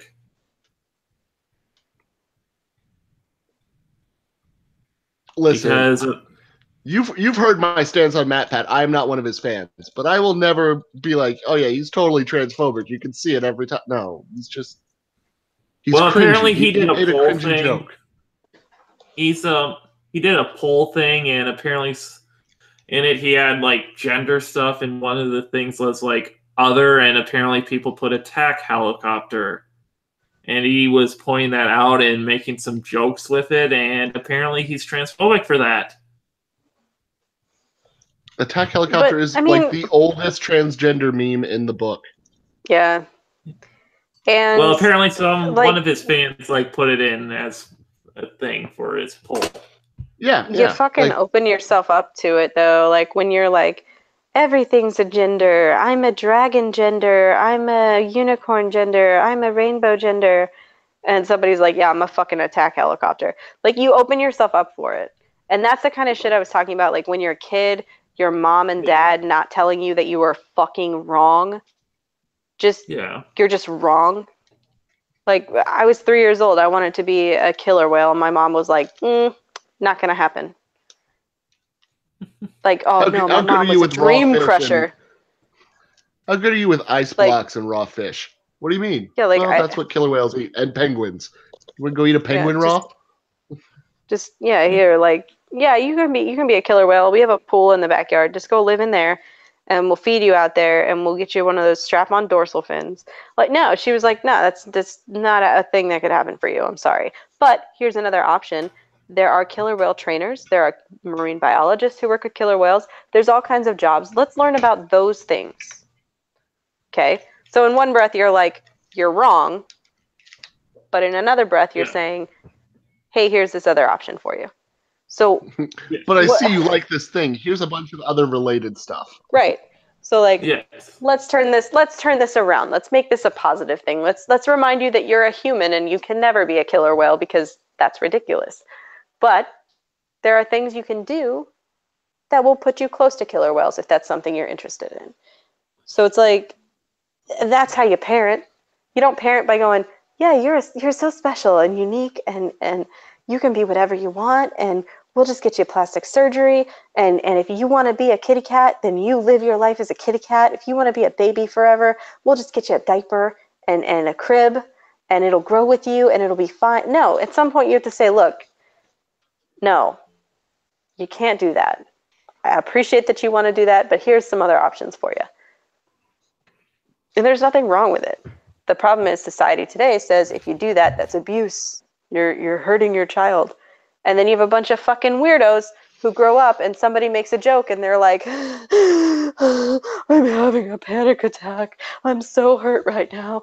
I need a therapist. And it's like, you can't even handle life. You can't even handle going through a single day. What kind of a service did you do as a parent if your child can't handle going through a day? I mean, if you're going to be transgender and you're going to make a transition and change, you're going to have to deal with people asking questions, people being confused, people not understanding because it's not the norm. I had to deal with that as somebody who's Jewish. Like, it wasn't the norm for me to bring matzah in for a week during Passover. That was weird. It was something that kids were like, that's weird. And you're like, okay. And so you learn to explain it. Everybody has something that's different about them that they're going to have to learn to explain. Just being like, you can't ask those questions. I mean, that doesn't mean people aren't going to have them. It just means you're not going to make yourself any more normal. You're just going to otherize yourself. Yeah. But yeah, that's something that I saw people accusing MatPat for being transphobic because he was making jokes about people putting a attack helicopter in his like other like section with gender. Yes, they are. Bring up otters in this. Seeps and I are gonna do a video. What are you gonna do? Like a calling out video to that one person, Otterface? Or No, no, we're just gonna call out the real rape culture that is very present in the otter community. you gotta make sure you have Seeps tag Otterface with it. Okay. Is that a person like on YouTube as well? Yes. Oh, nice. Yeah, we're just going to talk about the inherent rape culture and how it needs to be fixed and why it's a feminist issue. Go for it. You know, after you take care of some thoughts, right? Yes. Take care of the otter thoughts. Thoughters. Thoughters. Oh my god, yes.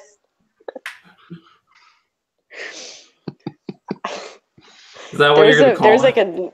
There was like a news video as well that was on there. That might be a good title for it.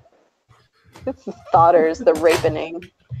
Like there was a news video where they were like really serious about it. They're like, these cute and cuddly animals have a very dark side. And then there's like this biologist, and she's like, "Yeah, otters rape seals when they're trying to kill them. The young male otters a lot of times will drag them up on the shore, and they will just rape them." And I was like, "This is the greatest news story I've ever seen."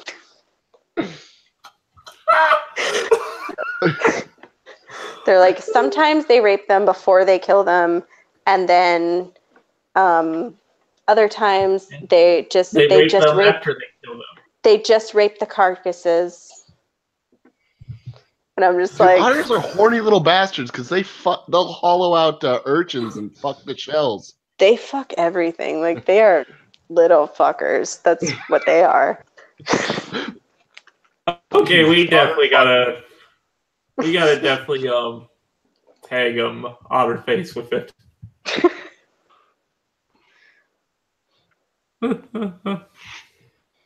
But no, I don't know.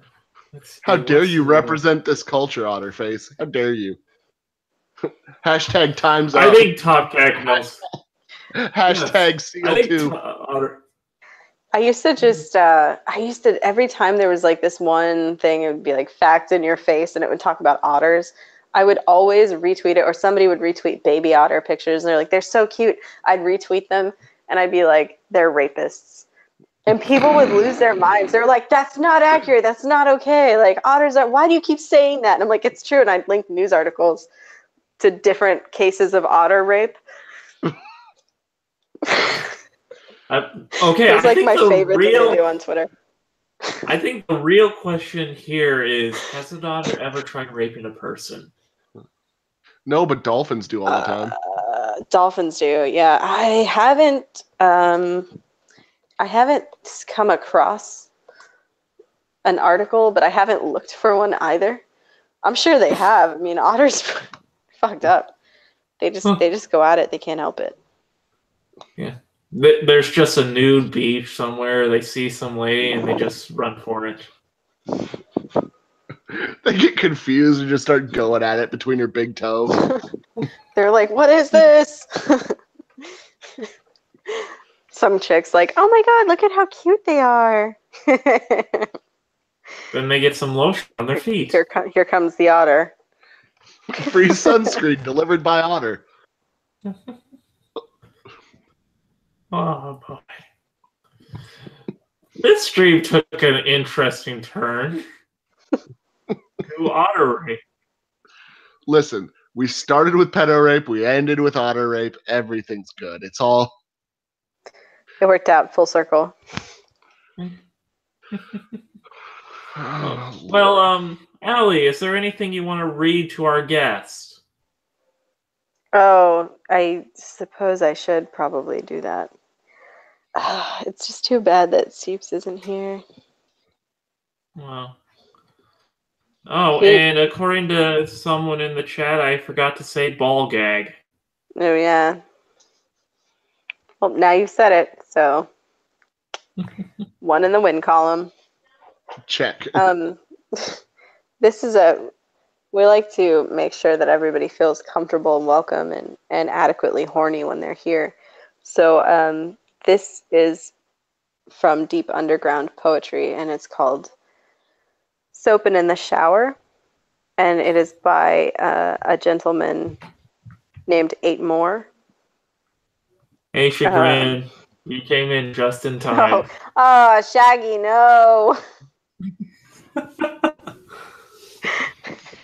Shaggy, run away. I love Shaggy. Of course she would come when I was reading this disgusting poem.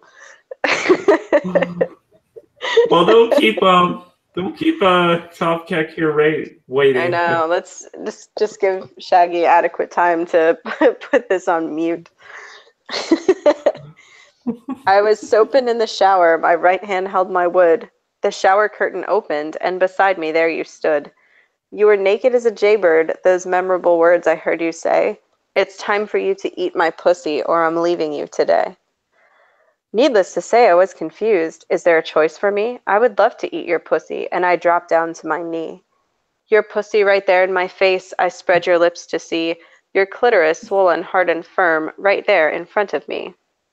I flicked it with the tip of tongue, sucked it between my lips. You pushed my head with pleasure to shove it deep between your hips. You spread your legs for access to the chasm hidden there. I sucked it while I plunged my tongue in that hole that has no hair. My fingers moved to spread the lips. I licked you up and down. I felt those good vibrations. You had come with just one round. It was time for no more eating. It was fucking now I chose. I had a hard dick for you to replace my tongue and nose. I stood and bent you over, and I think you lost your mind when I buried my cock fully in your pussy from behind.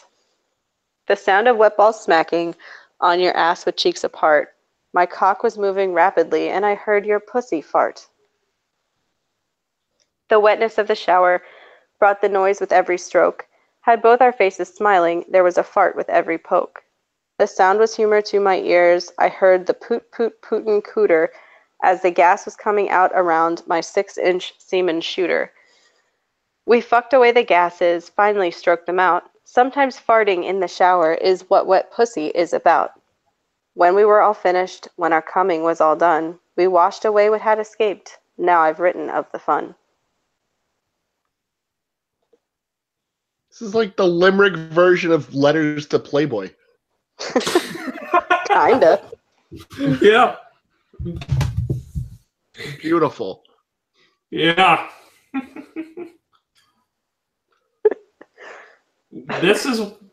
We always jokingly say, this is where the innocence of the internet goes to die. Will wants a link. Should we let him in? No, I can't give it to him because it's on Discord and my phone isn't working. And does he have a Discord? Does he have a Discord? No, but he has a cell phone with a text messaging app, I assume. It's how I have to keep in touch with people after they nuked my Twitter.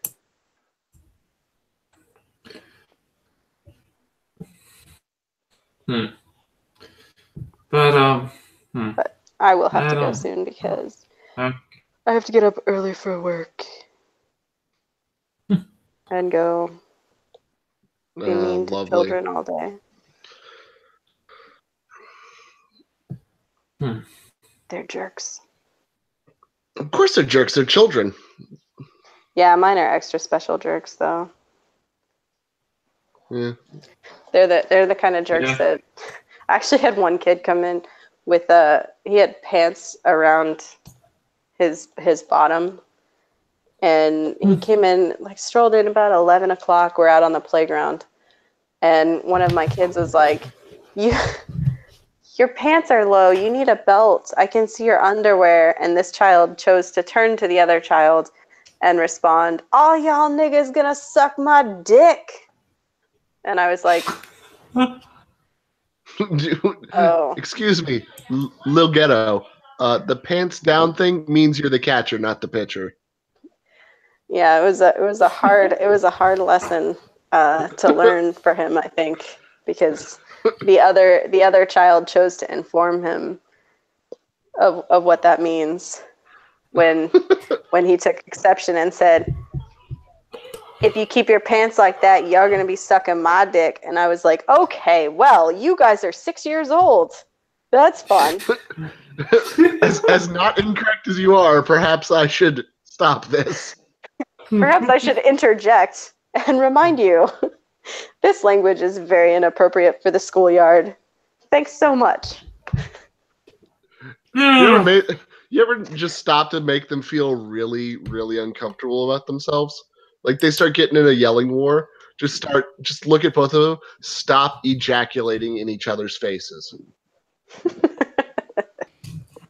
Well, no, because they repeat things, and it's proper English. I'm teaching them a part of speech. It means to yell or exclaim loudly. When I was teaching 2-year-olds, I was showing them how I bathed my cat in the bathtub with clothes on, and my cat's name is Oliver. He's a male cat, and one of my children went home to their mothers and said, Miss Allie showed us pictures of her and Oliver in the tub. So had to explain that one, did you? That was about enough awkward parental interactions for me for one lifetime. I was like, she came in furious, like screaming, "What is wrong with you? I can't believe I trusted my child with you." And I'm like, it's 7:00 in the morning, and I'm like, what happened? Did he get hurt? Did something, like, what can I fix? What's going on? You showed him pictures of yourself and a man in the bathtub? And I'm like I'm ready to throw up. I'm like, no. And then I'm like, I don't even have any pictures of me and a man in the bathtub on my phone. Like, I don't know how he would even see that. Like, what? I don't think I've ever been in the bathtub with a man before, like just laying there, lounging out, taking photos. So I'm like, what? And she's like, who is this Oliver person? And I was like, oh, hold on. Oh. Let me show you what I was showing them. And it's videos of me in like a full t-shirt and pants in the bathtub with a cat. And I was like, this is Oliver. He's my cat.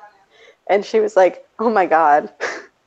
I completely overreacted. She's like, I'm so sorry. And I was like, well, I can imagine how that conversation went when he came home and said my teacher was in the bathtub with Oliver, and you were like, what the fuck? And I'm like, I would have assumed that the explanation would be her pet cat, but apparently, we're 2.5 years old, so he was like, I love Oliver. He's so sweet and has blue eyes, and just talking about the cat.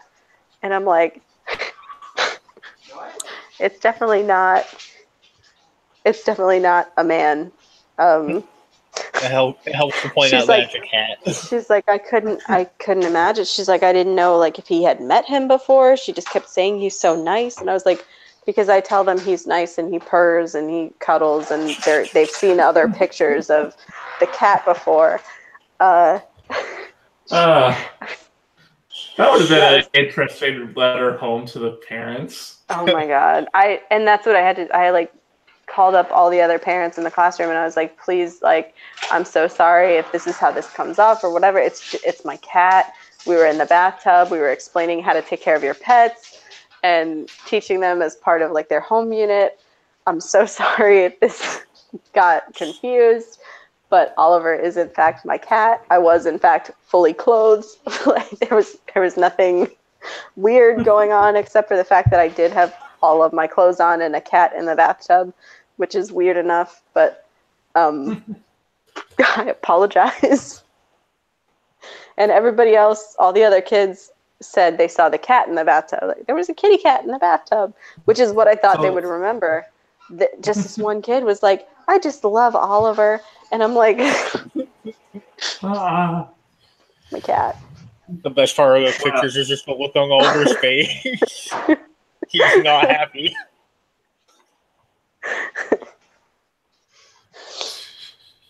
Oh my god. Well, anyways, I think it's time to call this stream over. We've been going for a good 2 hours, so thank you to Top Keck for joining us and Will for jumping on in the end because he needed a link.